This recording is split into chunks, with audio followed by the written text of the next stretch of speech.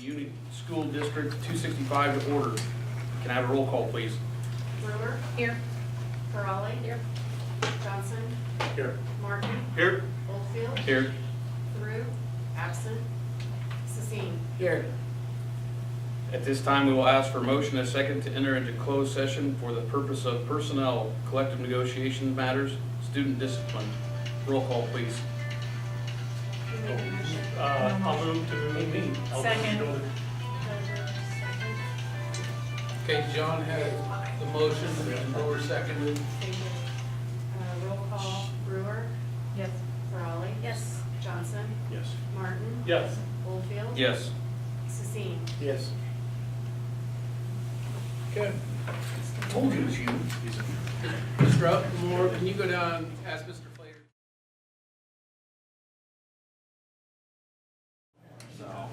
Okay, we will now return to open session. I need a motion and a second to return to open session. Second. Voice vote, please.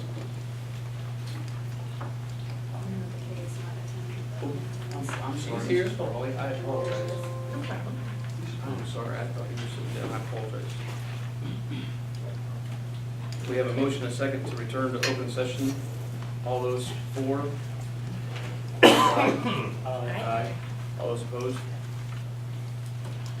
So we will now ask the audience to silent and or vibrate your phones. We can do that. And we will now rise for, I'm sorry. Hold on, Ron, I'm sorry. I got it in myself. I need a roll call of members. Brewer. Here. Farley. Here. Johnson. Here. Martin. Here. Oldfield. Here. Through. Absent. Sasine. Here. Now please rise and join me in saying the same pledge of allegiance. I pledge allegiance to the flag of the United States of America and to the republic for which it stands, one nation, under God, indivisible, with liberty and justice for all.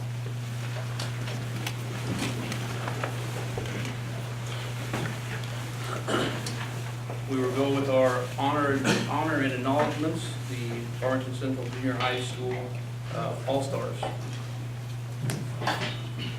right, thank you. So this is students that I'm presenting to you tonight have been selected by the teachers and myself as kind of the students of the month for the month of December. So this is the All-Star team. I'd like to start with our 6th grade student, Noah Wise. Noah is cheerful and polite. He's prepared for classes and strives to do his best at all times. And when I was talking to one of his teachers today, she said, I wish that all of our students had the work ethic that Noah has. So Noah, because of that reason, you've been selected as an all-star for the 6th grade. So come on up and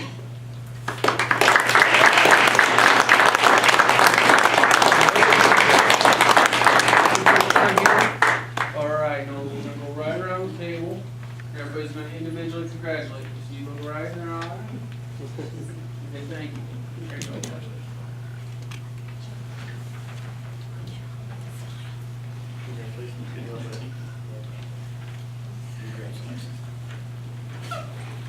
And Noah, you're not quite done. You gotta come over here and wait till you're all announced, and then you guys get your picture taken. this 7th grade student that I'll present to you is a very awesome young lady. And this is what her teachers have to say about her. Izzy is a very responsible and respectful young lady. She is very conscientious and works very hard, showing her great work ethic. She is always kind to others and has a big heart. She has made a point to share her concerns with adults when she feels other students are having a tough time. She is very compassionate, and I agree with all of those statements, and for that reason, Izzy Garner is our 7th grade All-Star for the month of December.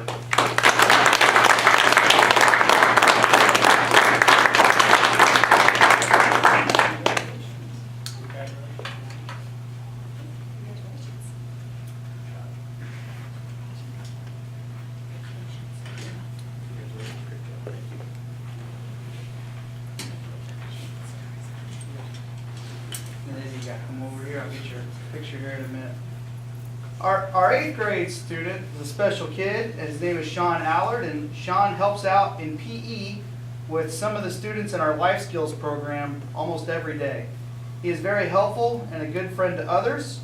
He is one of the 3 students that's doing a Spanish enrichment during study hall with Miss Noel. And Sean is also the first to help if a teacher has tech problems in the classroom. So for those reasons, Sean, you've been selected as the 8th grade representative for the All-Star team. So come on up, Sean.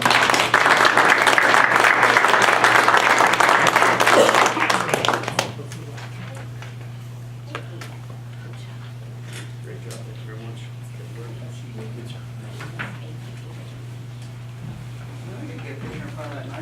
Yeah, I was thinking that too. You better go get your picture taken over there. Don't you want to get your picture taken over the farmer? Good looking farmer. Go ahead, folks. That's good. Very good. Big smiles, though, no, you gotta smile big, buddy. All right, very good. Thank you guys very much. Thank you. All right. All-stars. And we did have an all-star at the high school level. I mean, maybe not to the caliber of these 3, but we did have a high school faculty member, Mr. Lambert. You were the co-producer for the Illinois High School Theater Festival. Theater Festival, and you guys had like the all-star game equivalent production this past weekend, correct? Yes, So you got, come over here and tell us about it.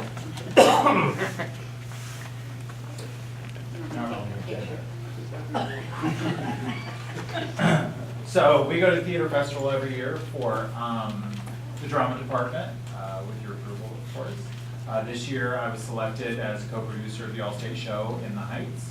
And how often does that happen for little Farmington? It has never happened before. Okay, so that's a big deal. So yes, so I was able to work with 90 How about in students. this area? How many times has somebody from like Peoria County, Fulton County, Knox County got to be co-producer? 0. 0. All right, I just But want I to am clarify aware. the magnitude of this, all right? And it is the 44th annual, so next year's 45th. But we did in the Heights this year. I worked with 90 students from across the state, 37 cast, 36 crew, and 18 pit, and collaborated with 16 staff members from all across the state. And we were able to put on 5 performances in 3 days. A total of over 4,500 kids, students came to see the show, and it went really well. So It was awesome. yeah, Dr. Chardon was able to attend the dress rehearsal, so. What show did you do? I'm sorry? What was the show? In the Heights by Lin-Manuel Miranda. It's the first show he did before Hamilton. Mr. Lambert, where was it? It was at University of Illinois Granite Center. I've never been there before. It's beautiful. It's very nice. So we didn't get your certificate or anything, we just thought it was a No, big I- deal, we wanted to congratulate you. Great. But you can't get your picture in front of the farmer. Great.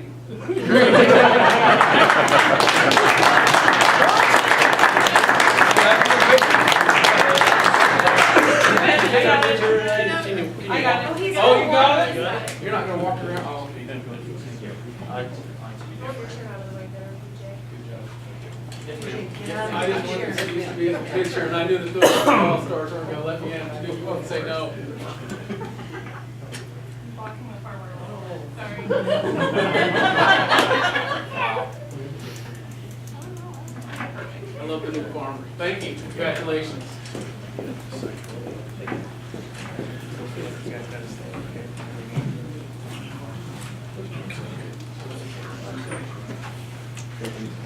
Yes. So we're going to get into the consent agenda and the main parts of the board meeting. If you'd like to leave now, Thanks for you're more coming. welcome to. You're more welcome to stay. We'd love You to have guys were the highlight of it, so Yeah. it's all downhill from here. Izzy, you staying? She would like to stay. Wonderful. That's terrific. New student board member. There you go. 2 years. Keep an eye on this guy over here. Future president. Future president. There you go. I like There it. you go, that's even better. So consent agenda. Agenda items 1 through 5 are included in the consent agenda. The purpose of the consent agenda is to preserve time on routine items. All items in the consent agenda will be approved without discussion in one motion unless a board member has a question about an individual item. This consent agenda is offered to conserve time but not to stifle discussion. If a board member has a question about any item, that item will be pulled from the motion and considered separately. If there are no questions, we need the following motion. Motion a second to approve the consent agenda. So moved. Second. Any So Ron brought forward the motion and Chad seconded. Okay. Any discussion that we need to do? Nope. Roll call vote, please. Ferrari? Yes. Johnson? Yes. Martin? Yes. Oldfield? Yes. Sissini? Yes. Brewer? Yes. Request for public hearing. No one has requested to attend the board public hearing. Meeting protocol requires a board agenda item proposed from the public to be requested a minimum of 5 days prior to the meeting. However, this does not prohibit individuals from addressing the board publicly and within request for public hearing agenda time frame and within time limits of the board policy. If anyone would like to address the Board of Education, please step to the podium at this time.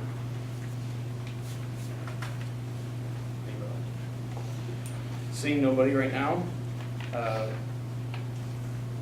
we have an option to go into closed session. Does any of the board members need to go into closed session again for personnel negotiations or student discipline? Nope. Okay, we're gonna go to presentations. Mr. Slater with his presentation. Thank you. In October, a community member had addressed the Board of Education and presented information related to soccer and the involvement and the interest that soccer plays in the Farmington community. After that meeting, I met with him and discussed in greater detail that information, and he shared with me the interest that he sees in creating a soccer program. And subsequently after that, we determined that there are students, and there's a good number of students that would like to compete in a competitive soccer at the high school level, both girls and boys, not just a boys program, but a boys and girls program. Ironically, shortly after that, I received an email from Steve Schaefer, who's the athletic director at Lima High School, inquiring about maybe our interest in the possibility of entering into a cooperative in boys soccer. Something obviously that is mutually beneficial for both programs, both schools. Illini Bluffs currently is experiencing a decline in their boys soccer program, and we have an interest in Farmington of students that would like to compete. We met shortly after that to explore the basic logistics of what a boys soccer cooperative would look like, and so we discussed that, and it was just, he had other schools that he was going to be meeting with that also expressed a possible interest in entering into a cooperative with Illini Bluffs. Just before Christmas, he got back with me and indicated that, you know, if we're serious about this, if we're serious about possibly doing a cooperative with Illini Bluffs, let's meet. Last week, Mr. Schaefer and I met, and we discussed in greater detail what a soccer cooperative might look like, understanding that everything we discussed is preliminary in nature, that obviously we need to present this to both of our local school boards, of which he is doing that this week as well. I believe they're meeting tonight. So I'm here tonight to present this, to present the possibility that we are looking into a cooperative in boys soccer with Illini Bluffs, answer any questions or concerns that you may have, and then if this is a direction that we would like to go, I'll be back next month with a formal proposal, at next month's board meeting, with a formal proposal to go in that direction. So I would entertain any questions you might have at this time. Do they not have a girls soccer program?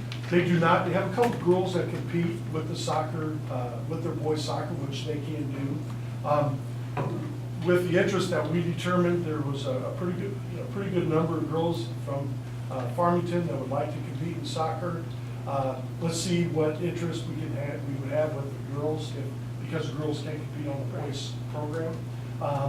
And then if it's, if we get 20, 25 girls, then we're going to probably look at maybe having a spring soccer program for the girls. Girls are competing in spring, boys in the fall.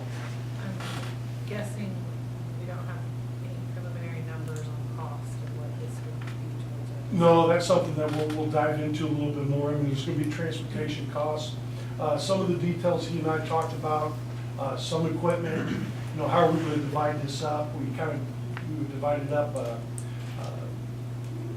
you know, based on percentage. If, you know, if we end up taking 16 kids over there and they have 14 kids, and obviously we're gonna pay a higher percentage for maybe officials' costs, equipment costs. They already have pretty good uniforms for a while, but if we have to add some more, you know, just kind of add those things. Those are some details that we're gonna work into it.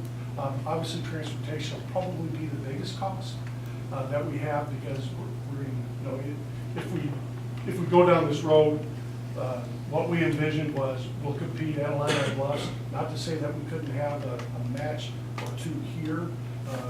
I don't know that you know, we'd have to really do some measuring to get that. We don't have any equipment or anything of that nature, but anyway, so their home course or home field would probably be down Atlanta Bluffs.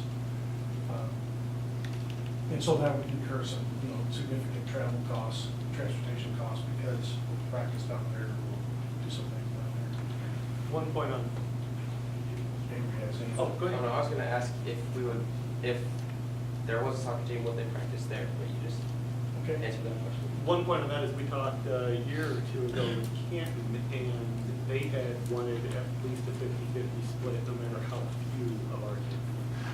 And I had heard that they had, what, 50-50 split with just a couple of wrestlers coming over from a neighboring town. So a percent would be Right. really nice, it'd be more fair. Some of the experiences I have in a cooperative agreement, as I shared with Dr. Chatterton, that's what we did with a swim cooperative when I was at Byron High School. It's all based off of a percentage. You know, the costs of soccer aren't great in terms of equipment and uniforms and, you know, and soccer balls. And he said right now, a lot of their equipment, they're doing pretty well. Occasionally have to replace nets because that gets the most abuse because it's out of the elements more than. But again, I really think that probably the largest expense that we're gonna have to incur is transportation. I believe there's also a travel team at IB that some parents have talked about in grade school, their kids joining, so there's a possibility of the kids even training together before they get to high school level. I know that's been raised. And this, again, this will be open to boys and girls, which I think is a great opportunity. And based off of the numbers that exist on the girls' side, you know, we'll move forward at that time. We'll just have to make that determination.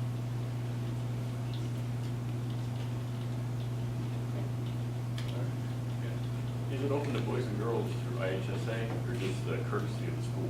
No, through the IHSA, if you don't have a girls' program, then the girls can't compete with the guys in the fall. The girls' program is in the spring, as it is, but if there's a team that can compete with the guys. All right.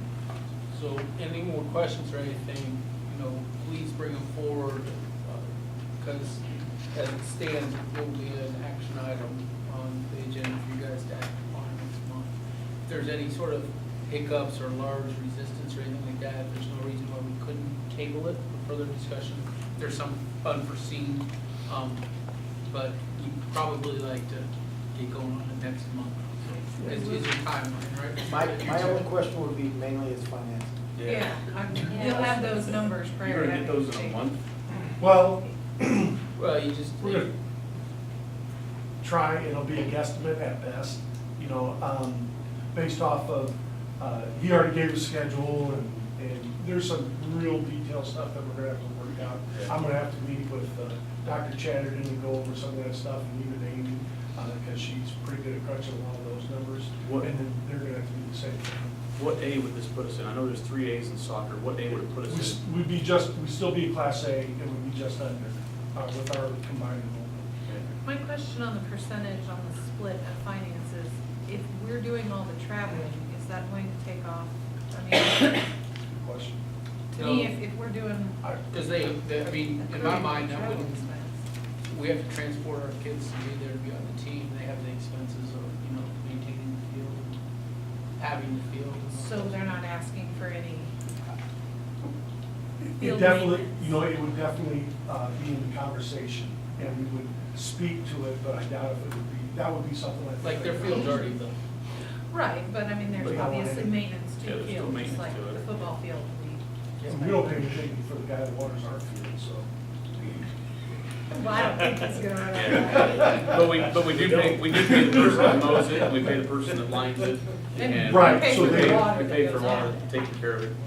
With ours, we're lucky that the ag program is, So we usually, there's a lot of ancillary expenses that we don't normally incur, and maybe that comes out in the wash, I don't know. But there's some detail that, you know, obviously Dr. Chatterton and I need to sit down and go over, and also meet with Dr. Alvey and Mr. Schaefer, and kind of work through some of these things, maybe take an afternoon to meet and discuss it in some detail. Thank you. All right. Thanks. okay, on to personnel.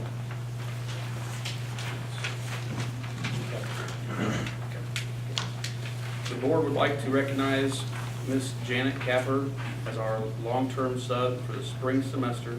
She will be assigned to the 5th grade at FCES. Volunteers, Dr. Chatterton is recommending the approval of, Dimitri Almasi? Yes. Okay. As a volunteer to support the district during the Western Illinois University satellite courses here at Farmington Central, CUSD 265. Mr. Flater is recommending Jessica Archdale and Deborah Haggard as FCJH volleyball volunteers.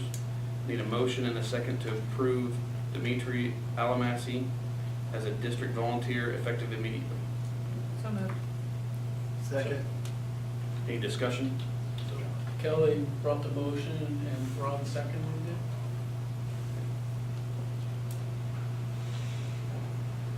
Usually you have discussion. Nope, Okay, I have no discussion at this time. wonderful. Roll call, please. Johnson, Yes. Martin, Yes. Oldfield, Yes. Drew, Sissine, Yes. Brewer, Yes. Frawley. Yes. Need a motion and a second to approve Jessica Archdale and Deborah Haggard as FCJH volleyball volunteers for the 2018-2019 school year. So moved. I'll second. I'll second. Roll call, please. Oh, Discussion. experience? More, I think, the experience really, the coaching is done by the current junior high coaches, working with them. I think we had a couple parents step up that really want to help out and get the 6th grade program going, and they've been working with the junior high coaches, especially Coach Thompson, who's the varsity coach. So these two are parents? I believe they are, yes. Okay, thank you. Any other discussion? Roll call. Martin, Yes. Oldfield, Yes. Sissine, Yes. Brewer, Yes. Frawley. Yes. Johnson, Yes.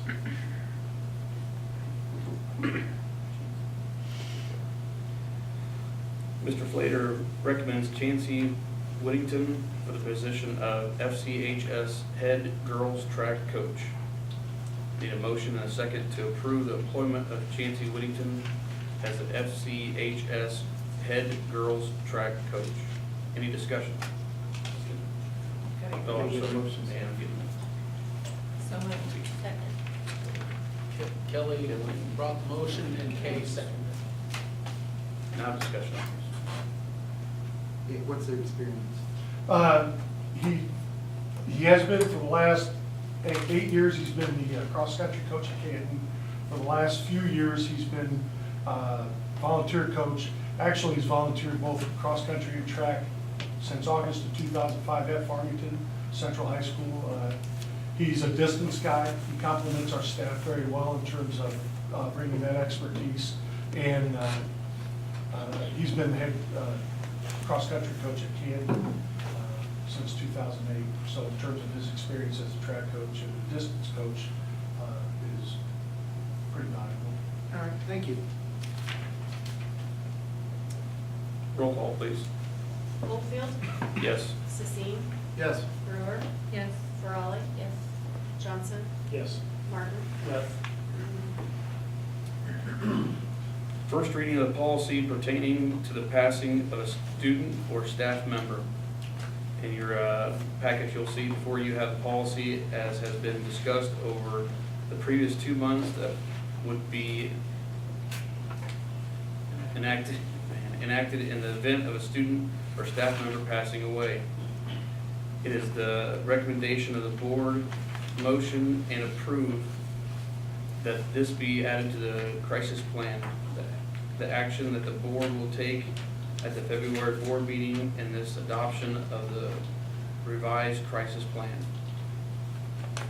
I need a motion and a second to authorize Mr. Vallis to oversee the implementation of administrative practice within the crisis plan that would advise administration in responding to the death of a student or staff member. So moved. Second. Discussion? Seeing none, roll call please. Sissing, Yes. Brewer, Yes. Frawley. Yes. Johnson, Yes. Martin, Yes. Littlefield. Yes.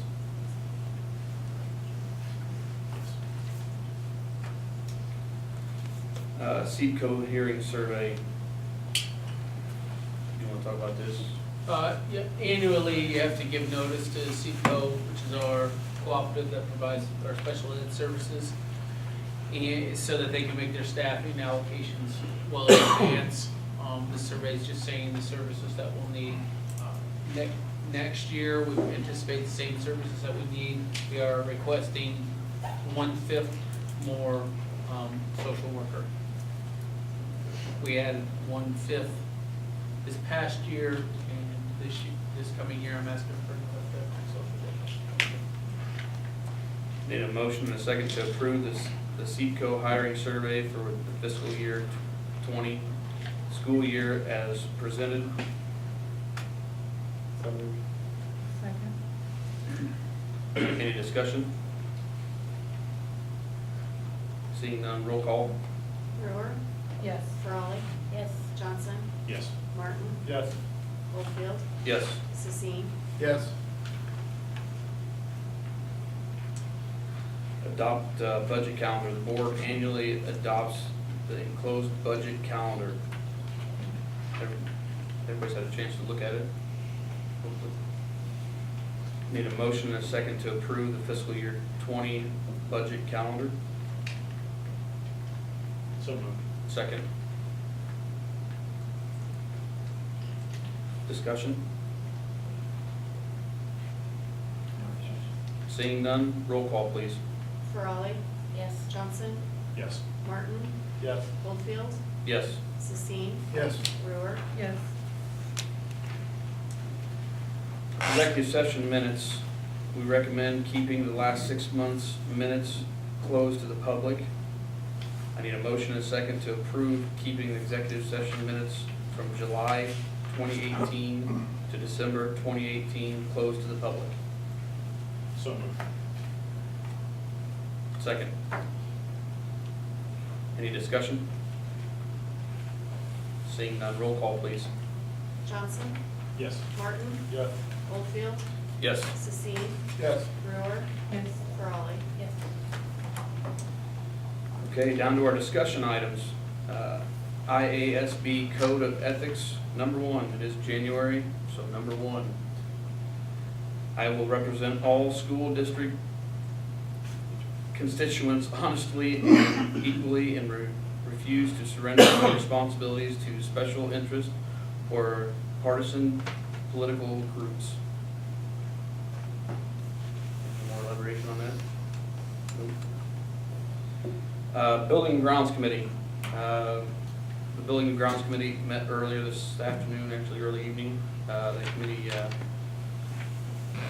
had some things we talked about. Do you want to lead that up for us? Yeah, we just did our preliminary review of drawings for the enhancement projects. We'll be spending up to, not to exceed, $4.5 million of projects. The first phase, which we're given the architect's authorization to provide drawings for, is the stadium building, which would house concessions, tickets, storage, and locker room area. The locker room area would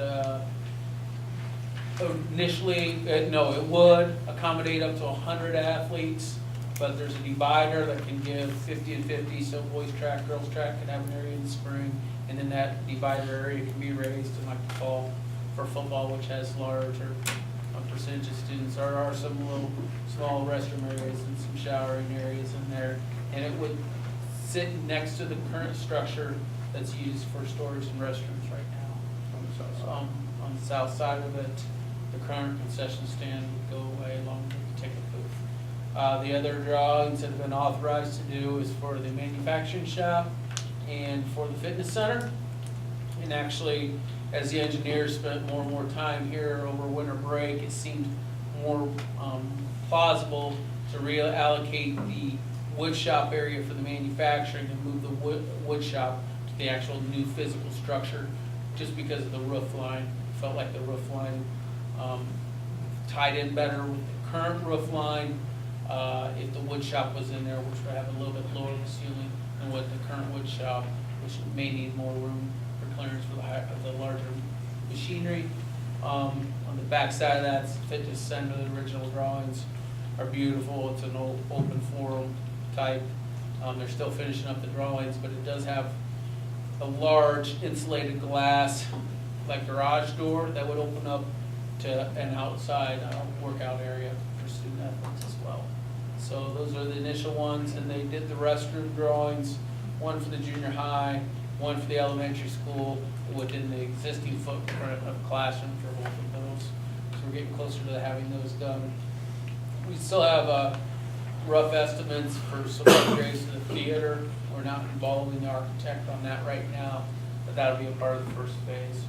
Those numbers should come in the next couple of weeks, okay, for those final drawings and estimated costs before the bids go out.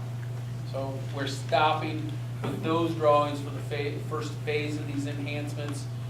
Once we get those bids out and we look at what our pricing's looking like for those, then we'll consider moving on to the concession stand, restroom, and press box area, for the softball field, the baseball field, and then the outdoor classroom area. So this is the first most pertinent of needs, and we're getting those taken care of and the bids out for that.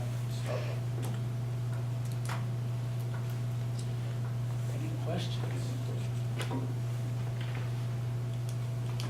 Has there been, I know it had been mentioned at one time, programs with like Caterpillar, as far as possibly getting lined in on equipment for the trade skills, and talk a little bit about updates on anything. But yeah, Mr. McMillan, we've had the actual company that's providing the curriculum out to look at our current facilities and structure. They came all the way from Colorado. Mr. McMillan, you actually physically went down to the shop with those gentlemen. Yes.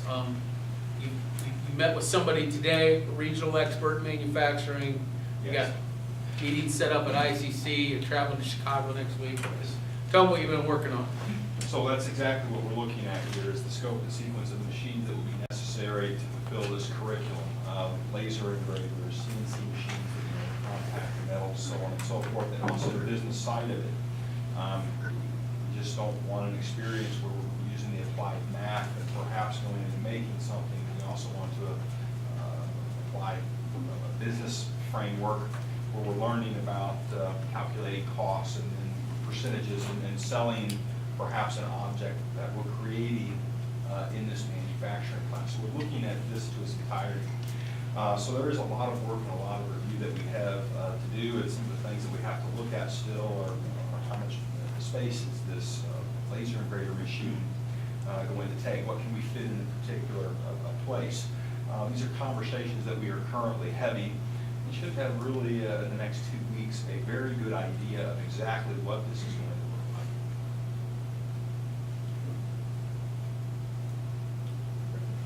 Well, thank you very much. Appreciate it.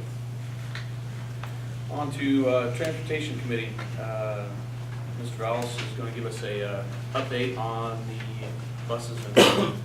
Okay, just I'm gonna try to make this make sense because we've got a lot of numbers here, but currently right now, when you deal with buses, a 7-year lease is basically a lease to own. At the end of that lease, you'll own that product outright. A 3-year lease is not like that, it's just what it sounds like, just a lease, you're renting for 3 years. So we solicited information from 2 different companies that we've dealt with in the past, Bluebird and International. Midwest Trains, I guess, is the actual company. But we currently have 10 buses that we are leasing to own right now. We're in the process of that some years ago. We have currently on our entire inventory, counting those, we have 28 buses. And then we have a van that hauls, there's a wheelchair van. And then we have 2 mini buses that are wheelchair buses as well. So what I did is, first I met with West Calvert. We kind of talked about how we could eliminate some of our needs. We've determined that we can eliminate the wheelchair van and 1 large bus if we replace it with a modified big bus, which basically gives us some flexibility. It can serve as a wheelchair bus. If we don't need it, you can pull the wheelchair piece out and cover it with seats. Or you can have a select version where you could actually on your route pick up a wheelchair student and regular education students along the route. But it just gives us a lot more flexibility and would allow us to get rid of the wheelchair van and 1 big bus. So we kind of replaced 2 vehicles with 1. In soliciting the prices, Bluebird came back with what we thought was the best price for us. And Bluebird, basically, they were going to give us a bus that is fully equipped with amenities, which includes stop arm cameras on every bus, which has become an increasing problem, not only here, but all across the United States. If you've seen the kids that were struck in Indiana. It also includes convertible seats, which is going to be a big deal and could be a huge expense later because there is talk that seat belts are going to be necessary on these buses. So these would come, basically all we'd have to do is purchase the belts and they fit right on these seats. Along with some other your other normal amenities, you know, the defrost system and those types of things. Basically, when the price came back, because we're acting now in the winter, if we were to lease buses for 3 years, which at the end of that 3 we would have to redo another lease, which the price would climb, it always does, compared to leasing the same bus for 7 years, if we did gas to gas, it would cost us $1,400 more per year per bus for 3 years rather than 7, and you own nothing at the end of it, if that makes sense. So for us to actually... It doesn't. It just baffles me that you can own a product for less. Yeah. So to lease to own actually is much cheaper for us. The only other thing that plays into this is, obviously with propane, with the price break you get, the refund you get for fuel savings, it can make propane a much cheaper one in the long run for us. So a propane bus does cost more. But if you take leasing a 3-year lease on a gas bus compared to a 7-year lease to own on a propane bus, it would cost us $53 more per year to own the propane. So looking at things and crunching the numbers and then looking at, now of course we get a credit for gas and we're hoping that the federal government doesn't change that, which most people in, what's that? Yeah, we get a credit for Or for propane, I'm sorry. And talking to most vendors, they believe that credit will stay. So looking at things, the recommendation would be 7-year lease, all these things, and at the end of it, we would basically own our entire fleet, which in the end is a huge savings for us. I've also talked to them and I said, what if our enrollment dropped dramatically and we had these buses? They would still buy them back from us. So it's no real, there's no real risk there at all. So the idea would be to buy 2 small wheelchair buses, have the modified bus that can serve as kind of functional for both. And the other thing that the modified bus is good for is, in our area we have a lot of little dead ends and stuff, and you can't get the big bus down it. So sometimes that'll serve on those routes, especially, I know people say, well, why don't you just drop them at the end of the road? Well, when you've got Bright Futures in kindergarten, we door-to-door those kids, so you've got to have those smaller buses to get down in there. So it gives us some flexibility there as well. And then we would add 17 large buses, and all but 3 would be propane. All but 3 would be propane. The reason for the 3 gas buses is I went through the last 5 years trips, and we have had on multiple times 2 trips to either Chicago or St. Louis on the same day. And what you really don't want to do is have your driver looking for a Menards to get propane or do those things. So we'd like to have 3 to be safe, some gas trip buses so that you can easily get fuel without. The last thing we want is our kids to get in the neighborhood in Chicago and we're driving around looking for propane wondering if we're gonna run out of fuel. So we just felt like 3 gas buses would be the right thing for us. Yeah, I know you guys have said it before, but it might help to have it on record again. Diesel, you guys chose not to go diesel because, The diesel engines, talking to everybody, the vendors, even to our mechanic and checking things out, the diesel engines are fantastic. But the emission sensors that the government makes you put on them have caused us a ton of upkeep. And talking to people from Bluebird and Midwest Transit, both of them said diesel buses are going out. They expect more and more people's fleets to move to gas or propane as time goes on, so. And the main reason is because with the emission systems, either the depth or the injectables, they're fine when they're under warranty. So as long as the bus is under warranty, we don't pay for it. But once that bus gets out of warranty, then we have to start paying for it, and it's not. A majority of our non-routine work was on diesel emission things. Not the diesel engines, they were fine, but it was the emissions systems that we were forced to put on. Yeah. Yep. I'll have to answer any questions if anybody has any. Any questions? All right. Thank you very much, Mr. Ellis. Okay, calendar update. The state still hasn't opened the portal. Oh, I scratched it out, I'm sorry. Policy committee, most recent press are ready to be shared to the committee, and the first reading will be done February board meeting. Any questions on that? It's just the standard update that the press is the legal group that monitors any sort of changes to policies or court cases that may impact school board policies. They give recommendations to each school district to make sure that you're in compliance with school code and with current practices in law and court cases. They send out updates periodically every couple of months, every 4 months or so. The latest ones just came in over the holidays. We didn't get a chance to look through them for a first reading this month, so it'll be a first reading next month. You have a question? Okay, now calendar update. The state still hasn't opened the portal for the template to be accessible to school districts based on flexibility within the evidence-based funding model. For this reason, we do not have one for the board to review yet. I would anticipate it looking very comparable to this year's calendar. Cool. Just normally, I have something for you this month. Yeah. You adopt the calendar next month. The state hasn't authorized us to be able to go in there and put the little X's in the boxes and say this is what we're starting, these are the student attendance days, and a nice pretty document. So if we don't get it, we'll probably print off a standard generic template off of Google Calendar or something like that to have something in there, but it won't be that clean version the school has. And to be able to get going on it next month kind of gives people an opportunity to start planning. Joke, our technology update. Mr. Jensen has been doing soliciting for pricing, has found some very competitive pricing for our one-to-one development for next year. He has provided the board with a memo outlining the projected costs associated with integration of technology throughout the high school. Is he here tonight? Nope.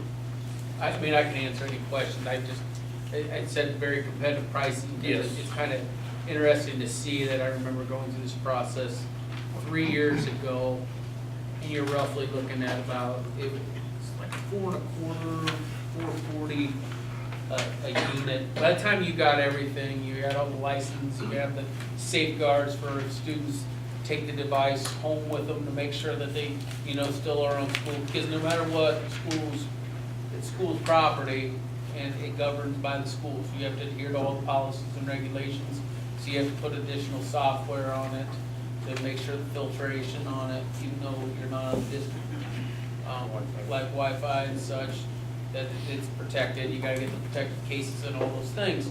All those costs get driven up, and I was just surprised. You're looking at, I don't know, $350 to $375 a unit, where, 3 years ago it was 25.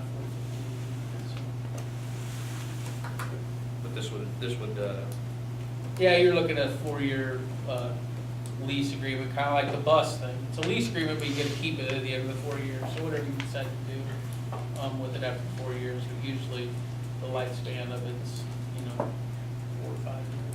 These are Chromebooks? Yeah. but this would get technology in the students' hands that might not have the resources at their home. Would- Everybody. But, yeah. It's a level playing field. Everybody gets it. Yes. It's a platform that, that will. Textbooks go on Yeah, all of it's, all our textbooks that we purchase now are electronic, upload. there. You just They get don't have the to form. carry the heavy. Yeah, And that's there's no right. excuse when you get home that you don't. That's right, you just have. Oh, that's not a good idea. I used to use that excuse a lot. Yeah. Well, one concern we've had, just to tell you, previously is that the testing nowadays is typing. Yes. And we could have gone with pads like other people or tablets, but you're still not getting those typing skills. And rural children are a little bit of a disadvantage because they don't spend a lot of time on the keyboard typing. And when you're trying to type out a math problem for the state mandated testing, you really need those typing skills, so this will help out a little bit. Give kudos to Ms. Perry. She's been working with the subcommittee just on those exact technology skills and such, and the integrated curriculum and the articulation of that. So I haven't even been a part of it. Matter of fact, I made sure I didn't need to be at the meeting the other day. She said, no, we got it, and I excused myself, and away they went. So they're extremely close to getting that articulation for the entire district. Wonderful. Thank you, Ms. Perry. Thank you. Okay, it brings us to adjournment.